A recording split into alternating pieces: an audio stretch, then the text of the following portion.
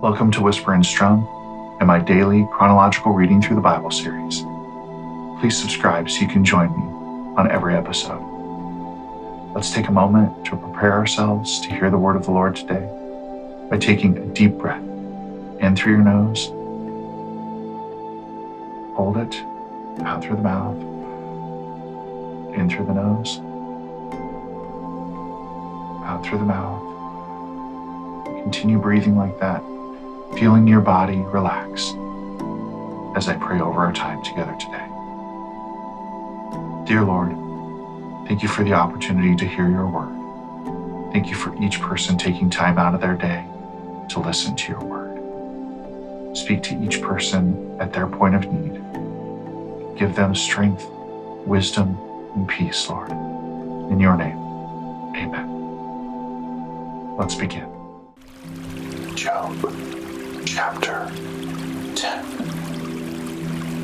I am disgusted with my life. I will express my complaint and speak in the bitterness of my soul.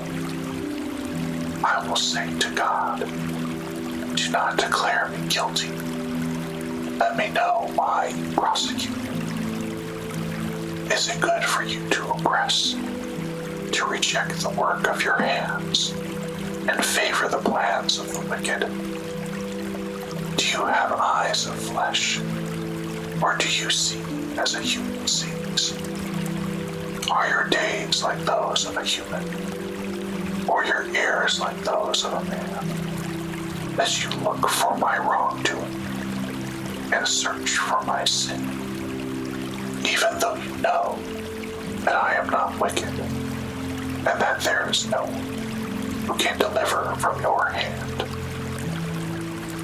Your hands shaped me and formed me. Will you now turn around and destroy me? Please remember that you formed me like clay. Will you now return to dust? Did you not pour me out like milk and curdle me like cheese? You clothed me with skin and flesh and wove me together with bones and tendons. You gave me life and faithful love, and your care has guarded my life. Yet you concealed these thoughts in your heart. I know that this was your hidden plan. If I sinned, you would notice and would not acquit me of my wrongdoing. If I am wicked, woe to me. And even if I am righteous, I cannot lift up my head. I am filled with shame and aware of my affliction. If I am proud, you hunt me like a lion, and again display miraculous power against me. You produce new witnesses against me, and multiply your anger towards me. Hardships assault me, wave after wave. Why did you bring me out of the womb? I should have died and never been seen. I wish I had never exited, but had been carried from the womb to the grave. Are my days not few? Stop it. Leave me alone, so that I can smile a little before I go to a land of darkness and gloom, never to return. It is a land of blackness, like the deepest darkness, gloom and chaotic, where even the light is like the darkness. Job, chapter 11. Then, Zophar, the Naamathite, replied, should this stream of words go unanswered, and such a talker be acquitted? Should your babbling put others to silence, so that you can keep on ridiculing, with no one to humiliate you? You have said, My teaching is sound, and I am pure in your sight. But if only God would speak and declare his case against you, he would show you the secrets of wisdom. For true wisdom has two sides. Know that God has chosen to overlook some of your sin. Can you fathom the depths of God, or discover the limits of the Almighty? They are higher than the heavens. What can you do? They are deeper than Sheol. What can you know? Their measure is longer than the earth and wider than the sea. If he passes by and throws someone in prison or convenes a court, who can stop him? Surely he knows which people are worthless. If he sees iniquity, will he not take note of it?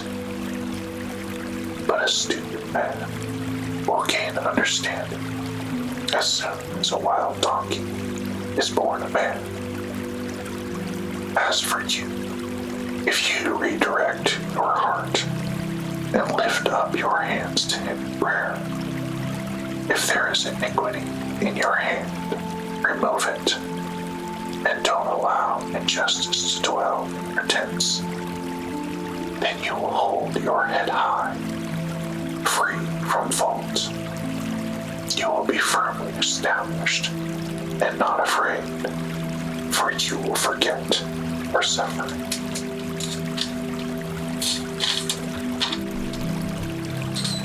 Recalling it only as waters that have flowed by, your life will be brighter than noonday. Its darkness will be like the morning. You will be confident because there is hope. You will look carefully about and lie down in safety. You will lie down without fear, and many will seek your favor. But the sight of the wicked will fail. Their way of escape will be cut off, and their only hope will be to die. Job, chapter 12. Then Job answered, no doubt you are the people, and wisdom will die with you. But I also have a mind. I am not inferior to you. Who doesn't know the things you are talking about? I am a laughingstock to my friends by calling on God, who answers me. The righteous, upright man is a laughingstock. The one who is at ease holds calamity, contempt, and thinks it is prepared for those whose feet are slipping. The tents of robbers are safe, and those who provoke God are secure. God's power provides this. But ask the animals, and they will instruct you. Ask the birds of the sky, and they will tell you. Or speak to the earth, and it will instruct you. Let the fish of the sea form. Which of all these does not know that the hand of the Lord has done this? The life of every living thing is in his hand, as well as the breath of all mankind. Doesn't the ear test words as the palate tastes food? Wisdom is found with the elderly, and understanding comes with long life. Wisdom and strength belong to God. Counsel and understanding are his. Whatever he tears down cannot be rebuilt. Whoever he imprisons cannot be released. When he withholds the waters, everything dries up. And when he releases them, they destroy the land. True wisdom and power belong to him. The deceived and the deceiver are his. He leads counselors away barefoot and makes judges go mad. He releases the bonds put on by kings and ties a cloth around their waists. He leads priests away barefoot and overthrows established leaders. He deprives trusted advisors of speech and takes away elders' good judgment. He pours out contempt on nobles and disarms the strong. He reveals mysteries from the darkness and brings the deepest darkness into the light. He makes nations great, then destroys them. He enlarges nations, then leads them away. He deprives the world's leaders of reason and makes them wander in a trackless wasteland. They grope around in darkness without light. He makes them stagger like drunken men. Job, chapter 13.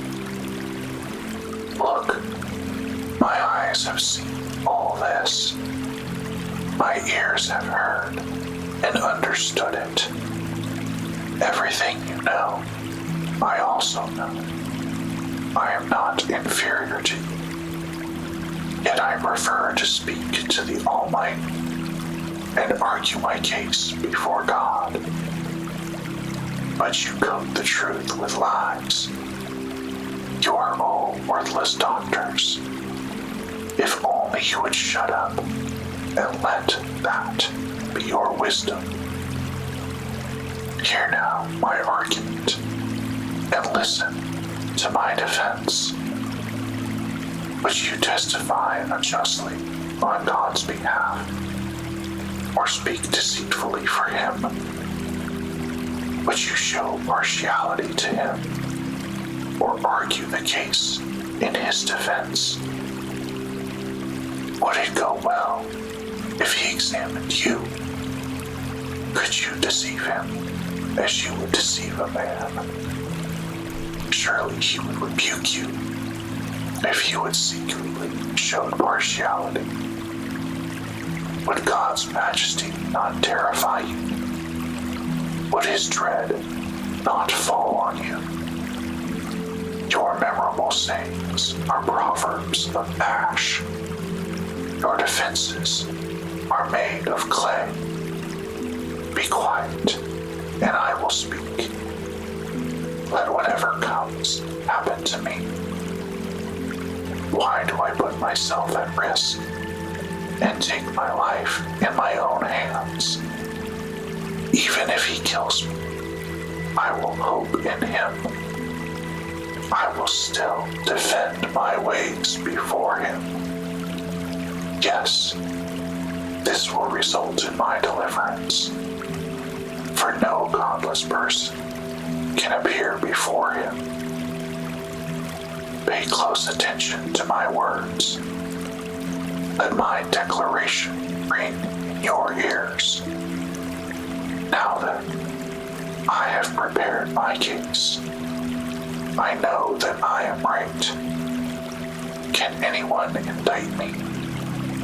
If so, I will be silent and die. Only grant these two things to me, God, so that I will not have to hide from your presence. Remove your hand from me, and do not let your terror frighten me. Then call, and I will answer, or I will speak, and you can respond to me. How many iniquities and sins have I committed? Reveal to me my transgression and sin.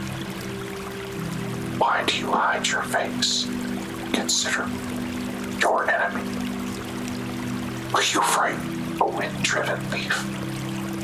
Will you chase after dry straw? For you record bitter accusations against me and make me inherit the iniquities of my youth. You put my feet in the stocks.